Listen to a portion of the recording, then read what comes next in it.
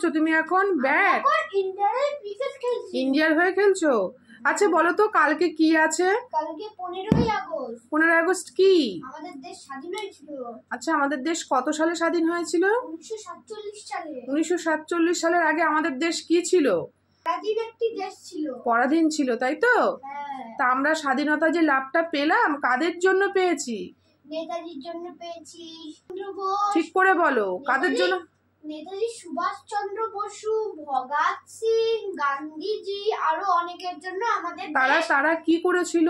তারা আমাদের দেশ স্বাধীন করেছিল। আচ্ছা জানো এই দেশ স্বাধীনের জন্য 16 বছর বয়সে কে স্বেচ্ছায় ফাঁসি নিয়েছিল দেশের জন্য?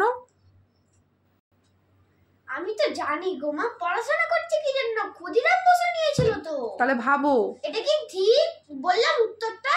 একদম ঠিক বলেছো। তাহলে দেখেছো আজকে যে আমরা স্বাধীন ভারতে বসবাস করছি, তাহলে তারা কি কি করেছিল, যে কত কিছু করেছিল। কেউ করেছিল কি বেশ ওটাকে ফাঁসি নিয়েছিল, কেউ গুলির আঘাতে মৃত্যু হয়েছিল, গুলি খেয়ে মরে গেছিল।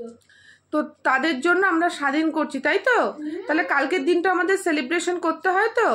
নিশ্চয় করতে হয়, কেন করব না? কালকে তো মাঠে যাব না হ্যাঁ সেলিব্রেশন করার জন্য। তাহলে আমাদের বলো তো জাতীয় সঙ্গীত কি? জনগণ। এটা কে লিখেছেন?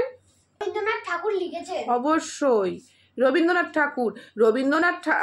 বলো লড়েছে, এরাও দেশের জন্য লড়েছে অবশ্যই, কিন্তু এরা হচ্ছে ঠান্ডা মাথায় লড়াই করেছে, তাই তো? তাহলে বুঝতে পেরেছো স্বাধীন আমরা কিভাবে হয়েছি, স্বাধীনতা লাভ কিভাবে পেয়েছি? বুঝতে পেরেছো তো? Good boy. তো সবাইকে গুড নাইট বলে দাও। Good night. আর সবাই যেন কালকের দিনটা ভালোভাবে আনন্দ করে সেটা বলে দাও, স্বাধীনভাবে বলে দাও। সবাই যেন কালকের দিনটা আনন্দ করো, কালকে আমাদের দেশ স্বাধীন হয়েছিল। হ্যাঁ স্বাধীনভাবে আনন্দ করবে, তাই তো? হ্যাঁ। চলো আমার ছেলে বলে দিয়েছে তো চলো।